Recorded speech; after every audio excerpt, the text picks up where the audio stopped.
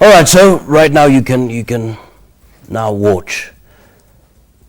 Question: are you enjoying your marriage or are you dying in your marriage? While many single people dream about their lives and marriage, you know, that awesome place.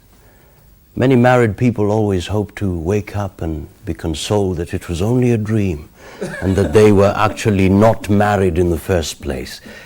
Is it possible then, as a question, to laugh your way to a better marriage? Well, CEO of Laugh Your Way America believes so. Mark Gungor is one of the most sought after international speakers on marriage and family. He has been featured on broadcasts such as ABC News. His Better Marriage Minute program is heard on 25 radio stations, and his radio TV program, The Mark Gungor Show, streamed worldwide on the internet and seen weekly on TBN Africa and Sky Angel. And we have the honor of hosting Mark here. It's good to be here. Good to see you. Thank you so much indeed. I mean, seen your videos and all that. So, why is it that you decided marriage is the thing for you? For some reason, when I would talk about it, people would listen. Just listen. I have no idea. You know, I think I know a lot about all kinds of things. Wow. But for some reason, whenever I would speak on marriage, people would come by the hundreds and thousands, and it's just gone crazy over the last 10 years. Now we're going all over the world doing these big conferences called Laugh Your Way to a Better Marriage. So it's just that people respond to it. So yes. So why are you trained? Why are you an expert? Why am I? I'm an expert. I don't know that I am an expert. I've been married to the same woman for 40 years. All of us have been married to women for years. Yeah. So what makes you better than us? I'm not better than you. Who said I was better than you? That's the fact that I didn't say I was better the than fact that you you. come and talk to me about my marriage means therefore you are better than me. I don't know. That's Do you why have a good marriage? I don't know. Do you have a? I think so. Well, then you don't need to come. Yeah, probably nobody needs to come there. You can come. You enjoy it, and no value-added tax either. Whoa! All right. It's a VAT-free entertainment section. Yeah. So we're going to go through your shows today. So perhaps what's that one thing that you have learned 40 years and you thought, you know what, I think if I told people about this ingredient in my marriage, it'll work for them? My main thing is to get people to understand each other. If you understand why people do what they do, it's easier to get along with them. When you don't understand why they do what they do, it makes you very angry. Let's say, for example, one of your cameramen comes in today and they're in a bad mood and they're grumpy and you're hardy and you want to yell at them, you want to smack them, maybe you want to fire them, I don't know, until you find out, oh, his mother died last night. Whoa. Well, what happens? Well, everything changes. That's basic psychology, basic human relations. Yeah, but if you don't know, then you're just mad. Once you understand why he's doing it, I get it. Now you're more patient, you're more kind. Does anything change? Not really. He's still in a bad mood. He's still a little irritating, but now you understand it. So what happens oftentimes is men and women view life very differently. We respond differently to things. And if you don't understand why they do it, you just get mad. Women get very mad at men, because they don't understand men. They think we're evil. We're not evil. We're just different. We think differently. We process differently. So I just try to explain to couples why people do what they do. Wow. And it seems to help. Why do you think we need you? That's what I want to know. Why do you think we need to listen to you? I don't know that you need to listen to me. You said you're married many years and you're happy. Yeah, you're exempt. But you're tax-free. So why do other people need to? So what you're saying, anybody people who have differences in the marriage, they are the ones who you come to talk to. Yeah, people who are frustrated in their marriages. Their marriages are bad. But people may not be willing to accept that. I'm sorry? People may not be willing to accept that. Who's that not? they have problems in their marriages. People are not willing. Maybe they may not want to show that if I go to that man, it means I'm a failure. So I better keep off. Oh, and if that's the way you feel, then those are the people who will stay home. The people who want help, if they know you have. It's like a doctor. Some people, they never go see a doctor, even though they're sick. What if I don't want to go see a doctor? What are you going to do? There's nothing you can do. They don't want to see the doctor. They die early. That's all they're going to do. People who know they're sick and they need some help, these are the people who come. So I'm not here to force myself on anybody. I was invited to come, so I came. And people who want Well, to hear the advice are coming. That's what's coming. Yeah. Let's talk about, you talk of the tale of two minds, the differences between men and women. What's the problem? Because when you have a lady, from a gentleman's perspective, the very first days you buy her a rose and you send them some SMSs, love letters and all that. But once you get into marriage, that changes, and that sort of leads to the downfall of the marriage. Why does that happen, and what do we need to do? Well, because people are not staying intentional in their marriages. People are intentional when they're dating. They go out of their way to do things. Then people get married and they think, I don't have to be intentional anymore. That's when you get yourself in trouble. People who have great marriages have good marriages on purpose. It's not accidental. It's not because they're magic soulmates or any of this thing. They're kind to each other. They're considerate of each other. The man loves the woman respects the man. These couples are the ones who have healthy marriages that last a lifetime.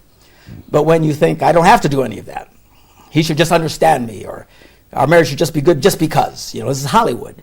If you find the right person, then marriage will be easy. Well, no, that's not true at all. All marriage is difficult. You have to work hard at it. So the problem is, in dating, everyone's working very hard, giving the best version of themselves at all times. Then they get married, and they stop doing that because they don't think they have to anymore. And then things start becoming bad. But that's normal. That's what happens all over the world. Yes. That's normal. I know. That's why I'm going all over the world. Telling people to change things. I mean, there's a book that has been written by Steve Harvey, American speaker, also on men and women issues, and he says, "Think like a man, act like a lady." Is that true? What do you think? Everybody has their own view of these things. I think a man should just be a man. I don't think we have to act like a lady or any of this. That's part of the problem with a lot of these relational advice. I think men need to be more sensitive, and they need to be more in touch with their feelings, and they need to be more emotive. And I think it's nonsense. I think men should just be men. Okay? We're not broken, sick, disgusting perverts. We're just men. God made us this way on purpose, okay? So why try to be something that you're not? So I try to explain, in my conferences, mostly I spend most of the time explaining the world of men to women. Most marriage conferences spend an inordinate amount of time trying to get men to understand women, an exercise in futility, because most men will never understand women. Most women can't understand women. I just try to get women to understand men, and it's much easier to do, and they like it, and it works very well. And by the way, in most relationships, it is the female gender that is frustrated, not the male. In America, 80% of all divorces are filed by women. My guess is it's probably the same here too. It is the women that are so frustrated. Why does he do that? Why do I have to repeat myself? Why doesn't he understand? And I give them the why, and I try to explain to them. Once they understand, they go, oh, and they stop being so frustrated. The big major problem about marriages, particularly in this country, maybe is infidelity. It's basic, people. We know that. And that's why people go for divorce. Are you tackling infidelity? I don't tackle infidelity per se. I mean, we talk about it, be faithful. You made a promise. Honor your word. I'm going to be talking to men tonight about what it means to be a man of your word. Honor your word. Be who you are. Of course, we live in a culture that says, well, men can't control themselves. Like we're animals and stuff. And I think this leads to very bad results. So. Yeah, questions are coming here. This is Mary says, what do you do if your wife or husband denies one conjugal rights? And then, you want to love your way to a better marriage. Yeah. To me, that's a deal breaker, okay? I would separate in that situation, and I would force the issue. Here's what happens. Oftentimes, couples get in really bad situations, and no one does anything about it. And year after year after year after year, they stay miserable until they can't take it anymore, and then they get a divorce. Why do they do this? I think when you start running into situations early on in your marriage, that's when you need to have the conflicts. That's when you need to get your family involved. That's when you need to get your friends involved. If you go to church, that's when you get your pastor involved. If I'm a young man and I'm married and my wife doesn't want to have sex with me, I don't just stay there and don't do anything about it year after year after year. There's going to be hell to pay in my house, and then we're going to have some talks, and we're going to get the family involved and everybody. So you need to force the issues. You go to another woman. No, you don't. If a wife doesn't want to give you sex, you go to another woman. No. You have in a mini. Well, that's It's an option. yeah. You can live in a marriage, but have sex elsewhere. Yeah, you could also smoke dope and get high. There's all kinds of options in life. Some options are not so good for you. Yeah. That's a destructive option. The people who do this are the ones that keep destroying relationships. And they have many children who have no fathers, and society has to pick up the cost. And then you have to put VAT taxes on all your milk because of things. I know, society has to keep stepping in. A lot of the breakdown in cultures happens because of the breakdown in the family. We're trying to help families stay close together. That is not a good answer. If your wife doesn't make you happy, just go have sex with somebody else. That's very destructive. So how do you help your marriage when you know perhaps your man has another woman outside? He's looking at another woman. You don't tolerate it. You don't tolerate it. And here's the frustrating thing. There's a million versions of here to adultery. Okay? One of the, Tell us about it. well, no, the frustrating thing is every time we do these interviews with everybody right away talks about, what do you do about adultery? Well, how about we fix things so we don't get to adultery? Wow. You know, it's like coming and saying to a doctor, you're interviewing a doctor, what do you do if your body's full of tumors? Well, I don't know. You probably die. You know. Well, don't you have an answer? Probably not. You're full of tumors. How about when you get the first tumor, you go to the doctor right away? That's it. So that's the frustrating thing with this is, and you'll get all kinds of questions, and most of the questions are, what happens if he's having sex with other women? What happens if he's cheating? Whoa, hello, that's the worst scenario. There's a lot of ways to fix stuff before we get to there. That's cancer through the whole body. When you have a man being unfaithful, a woman being unfaithful, the marriage is pretty much over. At that point, it's destroyed. Wow, You know, can't from a do Christian viewpoint, even. You know, I'm a pastor. You know, that's what I do in America, and you know, that's the Christian excuse for divorce at that point. So I don't have answers for when you're full of tumors. I have answers how not to get the tumors in the first place. All right. There's another person saying here, what do I do when my man can't satisfy me? What can I do? You communicate to him. You talking about sexually? Yes. Well, You talk to him about it. Communicate. You know, it's not like sex is this big mystery. It's not like playing the violin where you have to practice 8 hours a day. It's really not that complicated. For the love of God. You know, people go, how can I can't get the sexual thing. What do you mean you can't get the sexual? You talk to them about it. You work it out. You figure it out. You get answers. So I don't know. Who knows what she's going through? I have no idea. right. Yeah. Just talking? Is that talking enough? Well, no, you have to find solutions. But who knows what solutions he's doing, you know? A lot of times people like this... Get another guy. Well, then that's destructive. Now you have children with no parents. No, and it not becomes, necessarily. Not necessarily. Not necessarily. Boy, Lord, I feel bad for you. You said this is your 40th. You just celebrated 40th your 40th anniversary, yes. wedding anniversary. Is it possible to have a long marriage but a sad one? Of course. But 40 years. But mine isn't sad.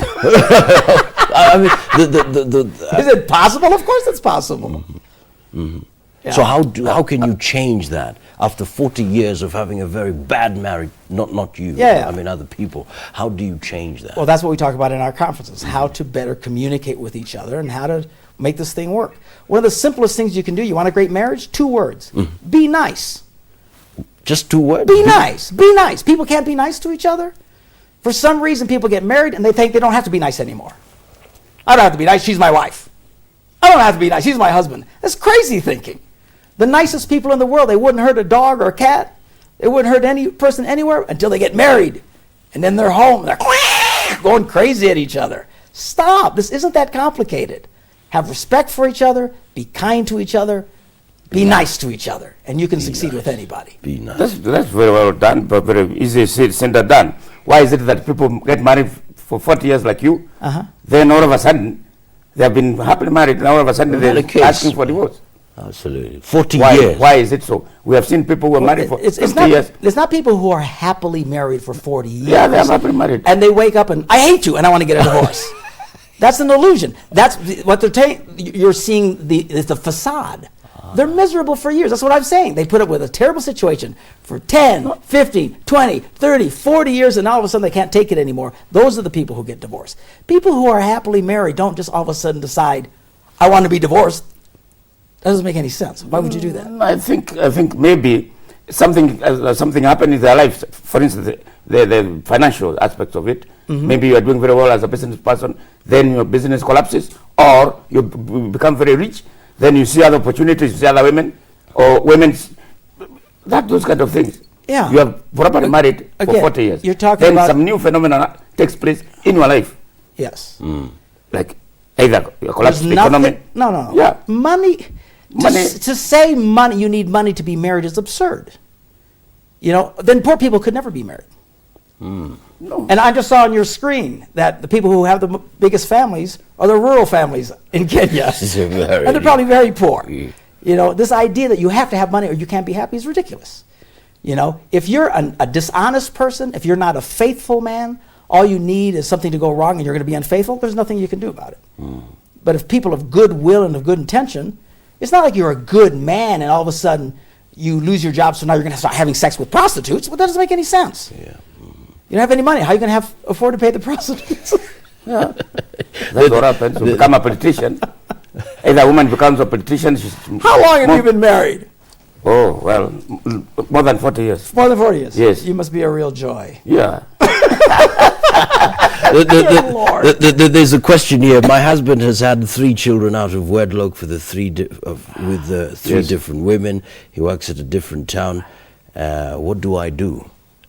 And we're still together. Well, children out of wedlock. In my viewpoint, when you have adultery, that is a game ender.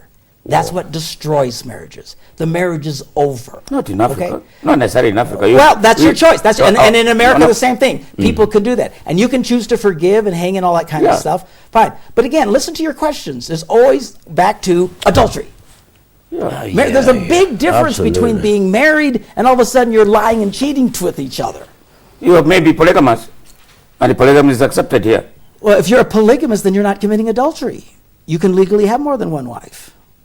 Yeah. Okay, so if you legally have 5 wives, and then you cheat and start having other wives, well, now you're a liar and you're a cheater. Okay? Not everybody's a liar and a cheater. There's no limit up to how many wives I can have. Well, knock yourself out if you can afford them. Go for it. There's another person here says, thanks for the power words to Kenyans. Question to Mark. I don't have a marriage experience, but I noticed that many men who have married do not want to take responsibility. They want to be big babies to the wife. How can this be dealt with? Makena from Kibori. Makena Kibori. Well, that's not a marriage problem. That's a personal problem. Which is a lot of the things that we're talking about here. For example, marriage problems are one of the most misdiagnosed problems in the world. Let's say a man is a drug addict and they go for marriage counseling because it's wrecking the marriage. Well, it's not a marriage problem. He has a personal problem. Okay? Same thing with adultery. All these questions you're throwing me, none of these are marriage questions. These are about people who have deep emotional issues. You're a man who's a lazy bum who doesn't want to work and just wants to be a pig. That's not a marriage problem. It's affecting the marriage. So what is a marriage problem? But we can't communicate with each other. We don't respect each other. I don't understand one another. These are marriage. These are things that I deal with. If you have a man or if you have a woman who's a whore and has sex with everybody in town, that's going to be bad to the marriage. But that's not a marriage problem. She has a problem, okay? Am I making any sense to you? I've been for the last 10 minutes, I'm trying to get you to explain. You keep throwing to me these extreme examples of very dysfunctional people. I don't deal with dysfunctional people. I don't have the answers to that. I'm not a brilliant psychologist. I help people who want to be married succeed in their marriages. So all these questions of what do you do if you have a crazy person, I don't have the answers for that. I don't claim to have the answers for it. So what's your word to that young person, single person who says, you know what, I want to get married, but I've heard all these stories of divorce and all that. What's your word to them? Well, what's the alternative? Stay single the rest of their lives? You know? The nice thing about being married is you can build a life together. All studies have shown that people who are, particularly men who are married, they are happier, they are healthier, they live longer, they're more successful in life than single men. Marriage is a very positive thing, particularly for young men. We need to start holding up the positive sides of marriage instead of just focusing on very sick, dysfunctional people. Now, if you have very sick, dysfunctional people, then it's not going to work. I understand that. But now those are cultural issues. Those are psychological issues. Those are drug addiction issues. Those are sexual addiction issues. Again, those aren't marriage issues. Marriage is a very positive thing. This is you grow, you do life with somebody. You agree, let's do life together, because two people will be more strong than one person by themselves. And you join your resources, your energy, you're there to support one another, you love each other, you're committed to each other. Sometimes it's wonderful, sometimes it's terrible. So what? You know, marriage isn't about being happy every day.